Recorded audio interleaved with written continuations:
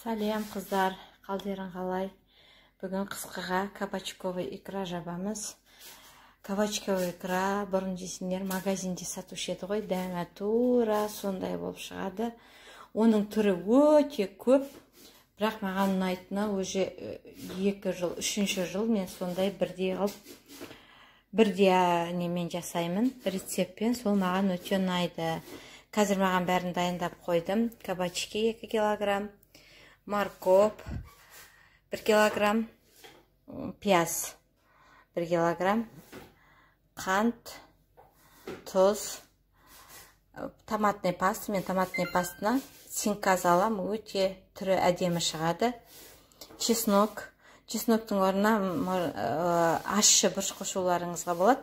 Маған ащы бұрышпен көп ұнамайды, маған жемейді дегілер. Қуыруға 200 грамм май, су.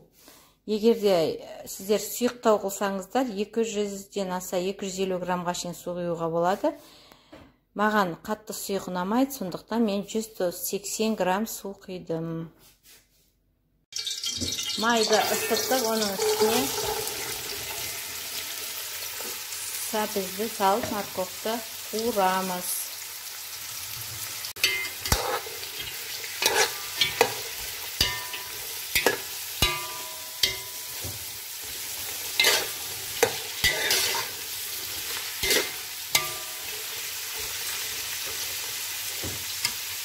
Кішкене қуырып, содан кейін үстіне су құямыз.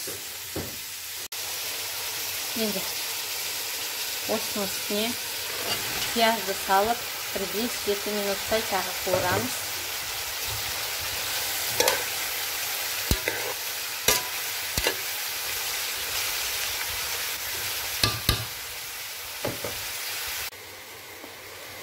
Енді осының үстіне кабачки саламыз. Кабачки мен ірі болып кетті, көрағаным. Кабачки, қант, тұз салып, ішіне жаңағы суымызды құямыз.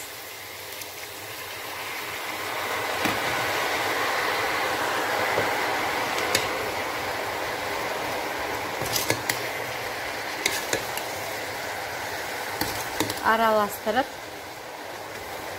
бетін жауып қоямыз. Бір 20 минутқа пока, 20 минуттан кейін көреміз. Содан кейін чеснок саламыз.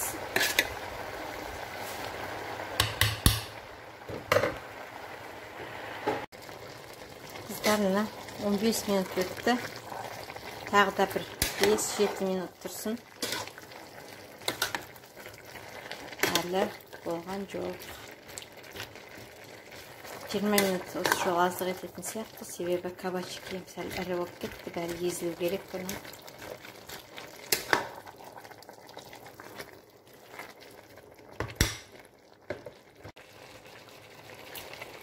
Чеснок 25 минуттай қайнаттым. Енді чеснок салам. Чесноктан кейін тағы да бір 5-10 минуттай қайнатам, себебі әлі болған жоқ. Әлі бетін жауып қоямыз қазір. Бетін жауып қоямыз. Мынандай әдемі, түрі әдемі да уже. Бірақ бұны езіп тастаймыз. Әлі де түсірем, көрсетемін.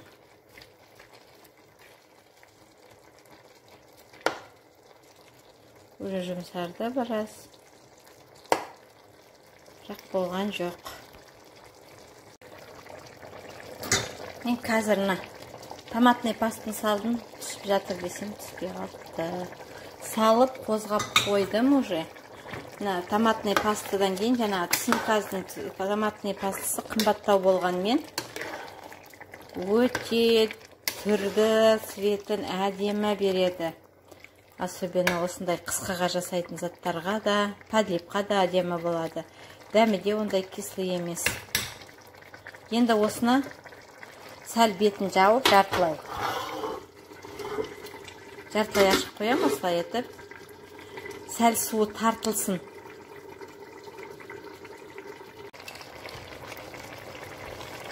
Мына енді осыны қазір кішкентай астына қойып қоям жайлап. мынандай блендермен погружной. Осындай блендермен мынаны еземіз.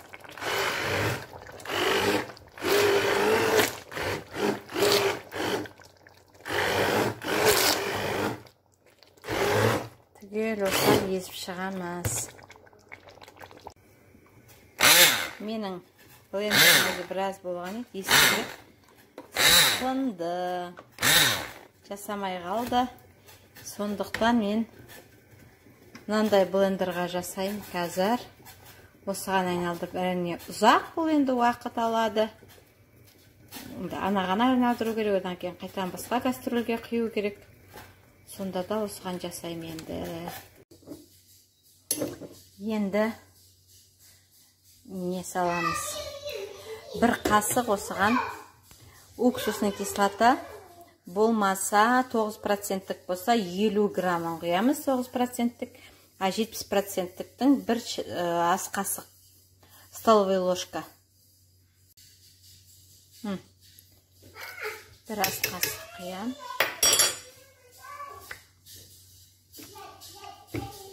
Мен жаңа астын өшіріп тастағам.